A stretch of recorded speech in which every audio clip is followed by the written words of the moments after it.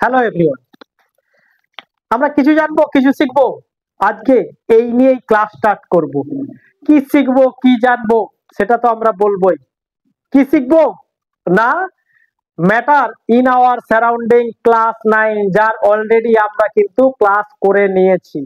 আজকে আমরা কিছু ইম্পর্টেন্ট কোশ্চেন করব। তার আগে আমরা জাস্ট একবার চ্যাপ্টারটা রিক্যাপ করব। তাহলে মেন টপিকসে যাওয়ার আগে, ইম্পর্টেন্ট কোশ্চেন যাওয়ার আগে আমরা কি করব না, জাস্ট একবার রিক্যাপ করব। কি ছিল সলিডের কটা স্টেট ছিল, কিভাবে সলিড একটা স্টেট থেকে আরেকটা স্টেটে চেঞ্জ হচ্ছে, এভাপোরেশনটা কি ছিল, এভাপোরেশনের ফ্যাক্টরস গুলো কি কি ছিল সেটা আমরা কিন্তু এখানে দেখেছি, এর আগের ক্লাসে আমরা দেখেছি।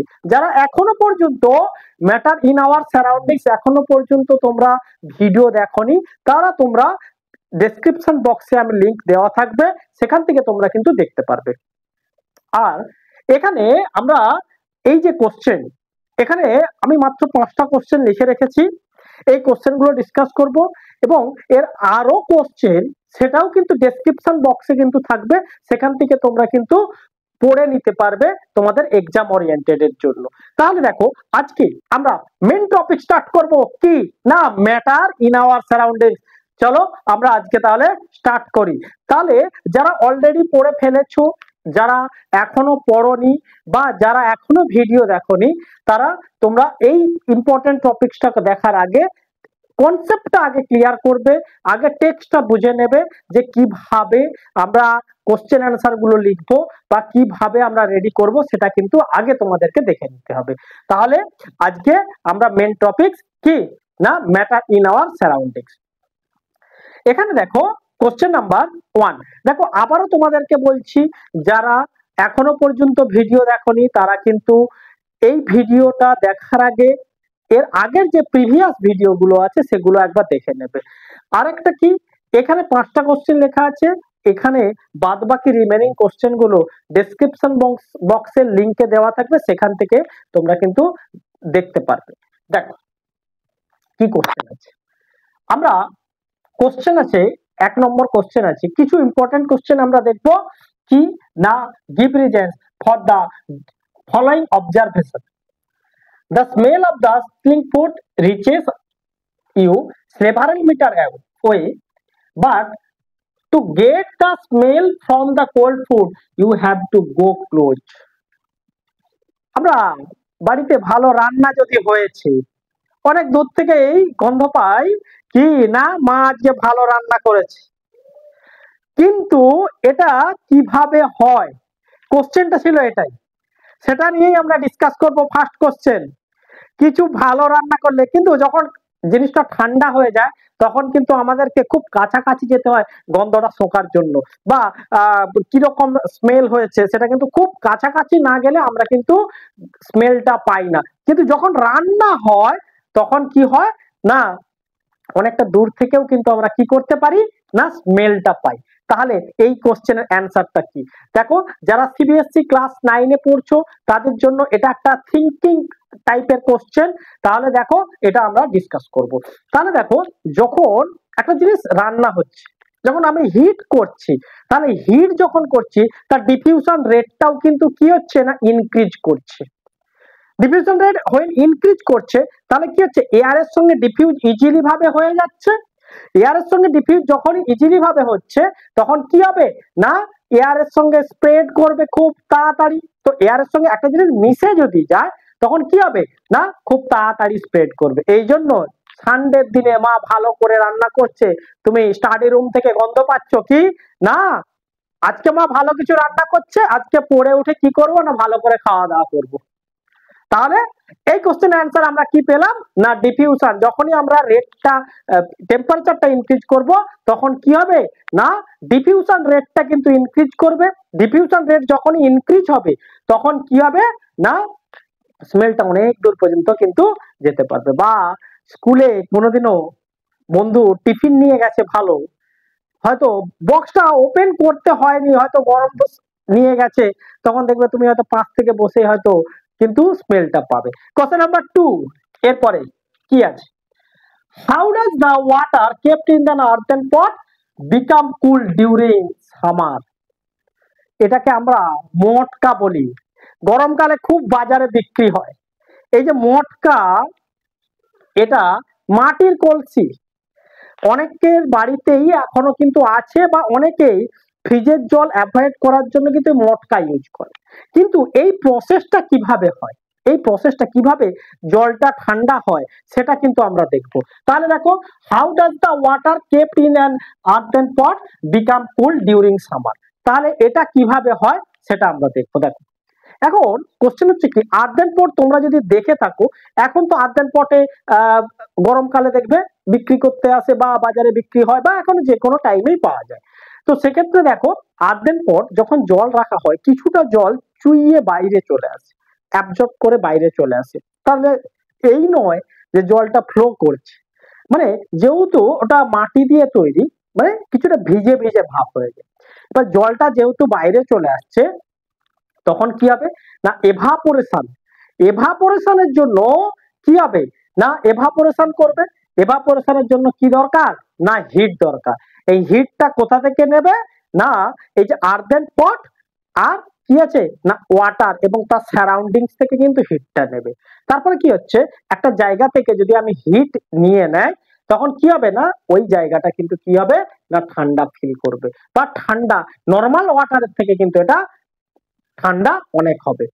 তাহলে দেখো, আর্থেন পট বা মটকার ক্ষেত্রে আমরা যেটা দেখছি, তাহলে দেখো কি আছে না, গরমকালে অনেক বাড়িতেই কিন্তু রাখা হয় কি না, আর্থেন পট বা মটকা, যেটাকে আমরা বাংলায় বলছি। তাহলে এই মটকাটা কেন রাখা হয়, হ্যাঁ, ফ্রিজও অনেকে বাড়িতে জল রাখা হয়, ম্যাক্সিমাম বাড়িতেই রাখা হয়। অনেকে আবার কি করেন, যে ফ্রিজের জলের থেকে মটকা জল অনেকে ইউজ করেন। তো সেই জায়গায় কেন রাখা হয়, এভাপোরেশন, এভাপোরেশন হচ্ছে, এবং এভাপোরেশনের জন্য যে টেম্পারেচারটা দরকার সেটা কিন্তু জল আর পাশাপাশি সারাউন্ডিংস থেকে কিন্তু কালেক্ট করছে, যার ফলে কি হচ্ছে না, জলটা কিন্তু ঠান্ডা হচ্ছে নর্মাল ওয়াটারের থেকে।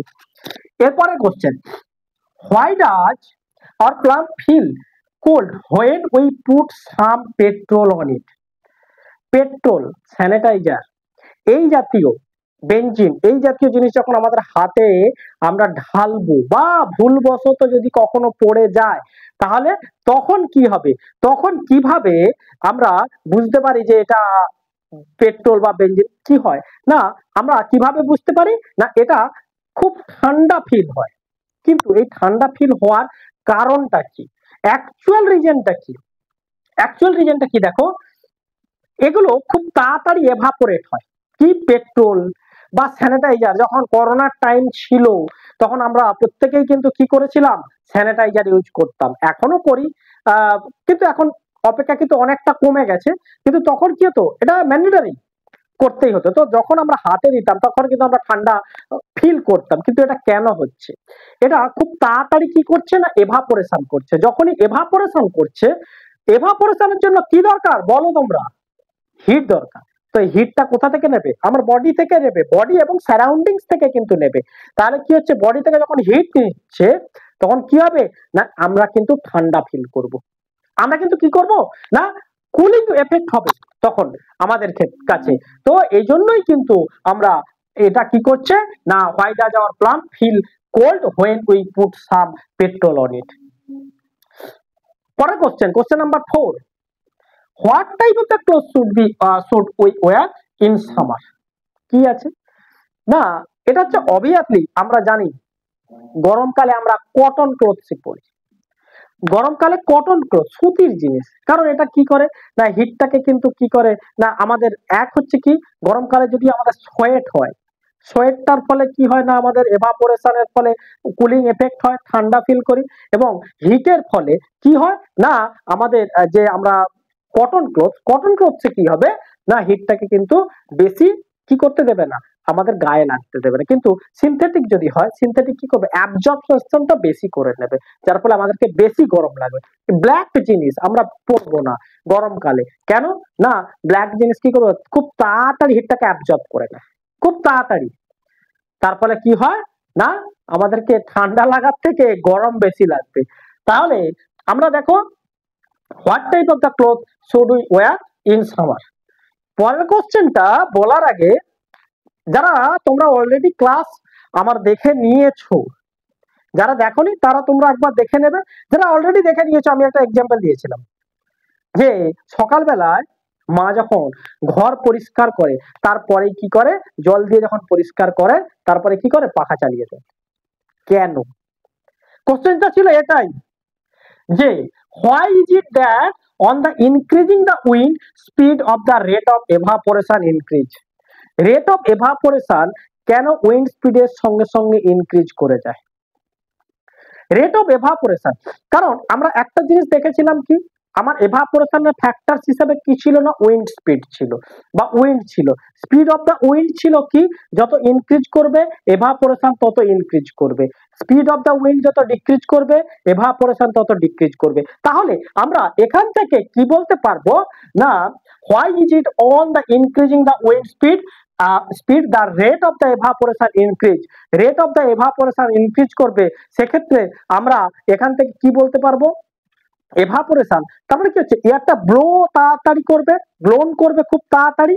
যত তাড়াতাড়ি ব্লোন করবে তাহলে কি হচ্ছে, স্পিডটা উইন্ডের বাড়বে, স্পিড যখনই বাড়বে তাড়াতাড়ি ওখানে ওয়াটার ভেপারটাকে নিয়ে চলে যাবে এবং এখানে কি করবে না, জায়গাটা শুকনো হয়ে যাবে।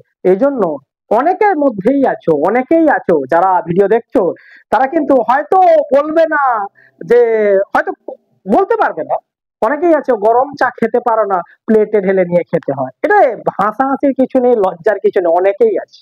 তো সেই জায়গায় দেখো কি আছে না, আমরা এই যে এটা increasing the wind speed the rate of evaporation, তাহলে কি হচ্ছে না, কেন হচ্ছে না, এয়ার স্পিডটা যখন ইনক্রিজ করছে এয়ারটা ব্লোন করবে তাড়াতাড়ি, তার ফলে কি হবে না, এভাপোরেশন রেটটা কিন্তু ইনক্রিজ করবে। তাহলে দেখো আজকে আমরা যে টপিকসটা পড়লাম সেটা কি না, class 9 CBSE matter in our surrounding.